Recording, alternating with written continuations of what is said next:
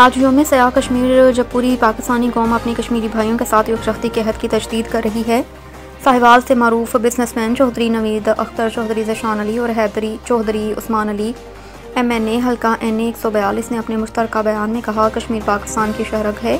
کشمیریوں کی قربانی آزادی کی وہ شمع ہے جو ظلم کی ہر تاریکی کو جلا کر رکھ دے گی۔ بھارتی فوج کے مظالم، قید و بند کی صوبتیں اور نسل در نسل قربانیاں دنیا کے ضمیر کو جھنجھوڑنے کے لیے کافی ہیں۔ کشمیری عوام نے ثابت کر دیا کہ گولیاں دلوں کے حوصلے نہیں توڑ سکتی اور نہ ہی ظلم سچائی کی آواز کو دبا سکتا ہے۔